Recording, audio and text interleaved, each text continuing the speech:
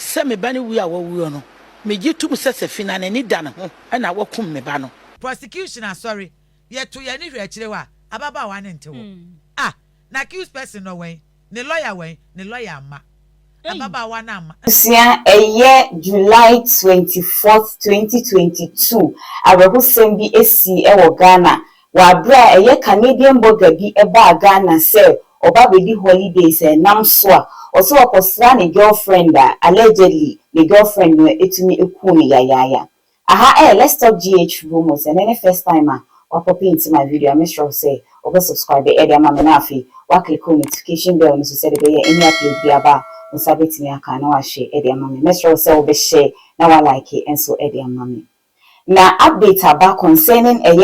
2022 murder case bi a cause so e wo Ghana na abaye a oye involved in this murder issue no ni din e Safina Mohammed na Canadian blogger bi ni din e Frank e ba Ghana na kire se oba be di holiday na chesenti ya ete ne se na ne girlfriend eni Safina a okosra na chese less than 24 hours it was alleged say abaye e wo ne sikan woni nkofo bi kan ho a chese omuku abranti yayaya e bia na asem no te ye won nso a yenka ye ho kakra because ache 2022 bisine de ache panti yenka ye ho kakra emma 2022 ena yanti asemude abra Ghana ni edehye baako no akakotra Canada wo bo ne bra honoma owura Frank Osei obepie mu ewo Accra afe ade achinya yese owura yi enkrofo bi afakoti kwan so ekunu ya ne no ena policefo nhwehwemu a wo mo echi ewuraba bi a ye frɛ no Safina Mohammed Adizatu no mususu se sa abaye enim ho bi enkyeremu no ekire se Frank Osei no ewuraba yi eye ne mpra a wokɔ ne ho ne no ena anadwo de siwe mu ebinum ebeka ne ho ema wo mo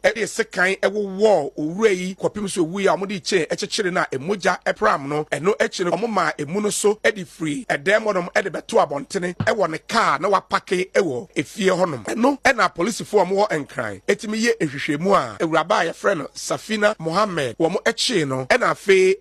abrantie bi so a no so kan e frɛ no Mike Fifi Ampofo akono ono so omo echi no na mra wo mo edi asemu ekɔ Adenta District Court no ena Attorney General Department wo mo eji so omo hwɛ docket mu na wotwe awieye asemu kopie mu wɔ Adenta Court no Attorney General edi advice na ba wo se kwan a wo mo si efa so ekum owura Frank Osei no yemfa subuo no emmo Safina Mohammed wo mo encharge no for murder afi abrantie baako a wo no so eka asem no Mike Fifi Ampofo akono de Attorney General for ekyere se ade a wo mo nhwehwemu foforo ne friends of forensic investigations no ento ono de Attorney General enyansi ginaye se kwadu ben na yemfa emmo no na enchepi na Frank Osei omuku ne yayaye ne maame Madam Ajua Bedu eso ye nsamtwerefo nhyiemudi a na wo sre Attorney General se wo munya ne ntep sre be ya atentene ebetimi aba na emra asemu ekọ court awieye no youtube nsamtwerefo ene Madam Ajua Bedu ai ne ba na omu ekuni na afi ne nua ba a so friend Vivian ya ata atwetwe ensem enkomo ma omu kire mu sei me de made srade to abaye nim se me bani wi a wawu no me gitum se Safina na ni da ne ho na wakum me ba no ti aban wonhwe na wonye ho no kure ema me na me lawyer ne makasa se ye de awudie ko adu abo Safina enti se wakum nipa de ya de yedi kan no me de aseda ma abai na misra abai se masoma me de to nanim no wa ba mu amame no eno kure na me sra ba se oni mame me nka se abai ni sisi no na won so le maame nsu na no kure no ne hia me asema esi ye na chese awerehosema ebusua no ene adofo de no musiki for justice de na Frank so be wuwo ya eti same ebisa ba Ghana TV say men kan show say mu be hia say Ghana e be patronize made in Ghana products say be o my Ghana bitini akonenim na afane ntuma pa Frank senti so we produce made in Ghana goods so bit my short video na they sending numbers no screen so no ye be bo mu de ro e de amount we yan mu bi anso a bitini afre numbers no ebe kasa by Ghana TV streaming 247 YouTube streaming 247 Roku box after ko Google Play Store so app no wo ho obetimi download na won ye interact na ene update aba concerning murder case Safina Mohammed na involved no aba say ono no ko e wo senke no ko pie mu a court no wa ma ne lawyer nso ama adekode potia woni ne lawyers ni na ama nso de court eni ne santi court say any one issue bench warrant say yenchi abaye yi yemfa no na omakache na busuafo no aye worried kakra fi say time a court ma abaye yi bill no to social media somewhere December say abaya no na te say omoka say wa se no wa konfo kasakasa bebre in terms of raise concerns busuan na edwene mo say na abaye yi owo Ghana de ana se bi wa dwane akɔhye baby ana bibi asi ate se busuan aye worried pa na nsɛmtwerɛfoɔ a mokɔpie mu hɔ ama vivid details of the course so court nam so de ayɛmhyehyɛ abeto abusua no so enti ebɛsrɛ sɛ wobɛta mu twuku na watie nkyerɛmu no amame na the tie nyina ne sɛ Safina Mohammed and the court issue bench warrant and this is the second time a court issue bench warrant. First one and should anya effective no mama ne bill dada na ya money bill na say awudie no ayema ho bill no say ya adwuma pa enye say ya adwuma mra lawyer Martin Pebu na a trigger at the call Supreme Court ekokache court ne say enye se murder nko a ewudie nko a enye robbery nko a enye defamation nko a na emo Martin Pebu adwempom ne enti okọ court se court enye nsesaye wo sansem se aposifo timichi obi ukuada yesi ye nhwehwemu na ye de watoma kosi dwoada nsa na ye de waba court eno se ebu Ghana ya mamra no so enti okọ court kwasere court ne se court ensi gina ye wom eno na court ni hwedi na court se da bi then all offenses should be bailable. Offense bia boni bia ubedi bia no per the court discretion. Enti court na behwe se ane yesi papa sumesi mami asumesi wadi ewu yesi papa sumesi mami asumesi wabokro no no yetimi ma ne bill ewudie we yetimi ma ne bill ana enti court na nyansem otemuafo no wono anyansem wohwe na se the public interest ye ja oba bonten na wo bi amfane nsanke count prosecution awie omunhwehwe mu nyina awie na se ma obi na be meet bail conditions na eno de enti na baba we say wona waba bonten to ayeso na the first time ye court issue bench warrant no da ye fra asem no wamba bebo sumi nsia atwam ansa na ye be legal break no na ne lawyer da no buy na ne lawyer sre court ne say wasre court ne pa ababa wa na anti date na ye de share na urban enti court tie no ka che ne say okay ene court be pon no 9 no wa medu dia ye nkopɛ ne nche no na after legal break the first time aye kwaseti enie Frank osabusuanfo nyina wasantemantem kumase ɛda bia be fra asem no se plane na nom de aba se car nom de aba every blessed day be fra asem omoba ene ne wo fa ase sechi efi kumase ton ene bae ye free case ne ma otemuafo Lydia Osema for a court of appeal judge sitting with additional responsibility as a high court judge ye fra asem na prosecution sorry ye to ye ni hwe akire wa ababa wa ne ntewo na accused person no wen ne lawyer ma ababa wa na ma na court ne say debut se lawyer na ma enye news sa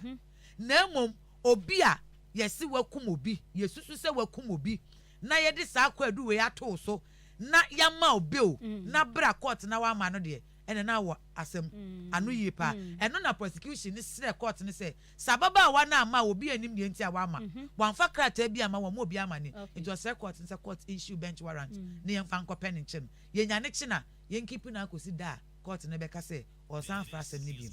ne lawyer ni nso ama nti no obi anim ne nti ababa wa na ma ena ye fra asem no nso ache kakra sanse ya legal break 3 months ni afa ni aba ebusuafo ye Franco se ebusuafo nyina se de medi kankan ne wo fa ase sechi akoya kabo amamba eno na court ni hwe di no se da bi bench warrant we issue yenko hwa baba wa ne fanche yes ye mu bia ehunu Safina ye nche ne mra monsan fan fonyi ne nto so production mon fan fonyi ne nto so enya me medio na nyamea mon fa Safina Mohammed fonyi no a wana so atafere ne nsa o we no mo friend romance no ama we no mo friend romance say ti wa o si o ta friend nsa anya so odidi dabi o wo didi ano nko na we ne de ase wo ye be ma line no ase wo tizi ai we ye teaser we ye teaser wonu nsa ye oketre mane sa nsa de waye ne ho nti o tizi am wo nsa de bi wo ho acho ni mi yo acho ni mi yo tina boga ni ja ho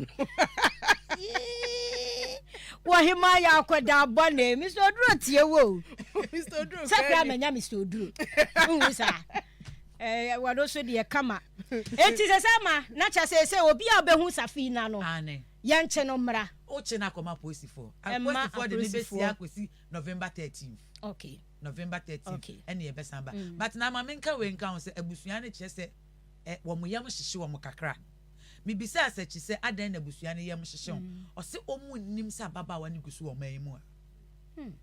omu nnim sa baba wa no gusu wo man mu na so obi ko gina de ma no ana yama ne bill na obi anyina asat na obi gina ye sureties wo ho but so ni wa sureties ne ntimi ntra because we ye murder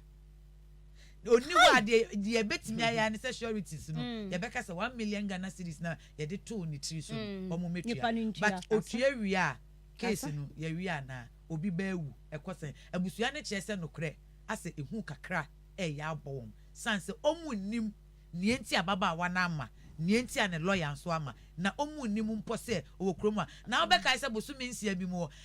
case bi ba epie ba abontin se nkrofo keka se ababa wa na hye ne wa konfo there were some pictures and videos eba abontin eno na ase busuafo no ene wo mode ayam hyehye ka se ana se na eye ade a obi boa pa na eye de oye nse de ababa wa no benya tokuro bi ede ni ti afem akwa na sa brochie kra yetime yere ne ba oh yes eye too early me catch am say eye too early to say that entienya abotre ne yere say the next agenda date 13th November no obeba anasa oma eduwa yebemu ne court ne so beka obisi amesho say any comment bi a wo bia no ubeja e comment section ho e de amame na yes Safina Mohammed ana se sia de court ese baby biara wo na moni bone so de na wo frɛ na chese police for abeye o madwuma te sia de o mo hwehwɛ ne dendendin fi se court atena se na wa made na chese ehu e wo questions bebra so betimi aba no abe ansa ne science sia de court hwehwɛ ne dendendin chese obia e hwehwɛ ne bi because sa abanti se bi wuwo ya se die wo se nhwehwɛmu etimi ye adwuma me kosi se nokure enso ebetimi adedi ni senti any update bi afiri ho ba me de ebaba ba beso mu ni din edina na ekwa santoa makram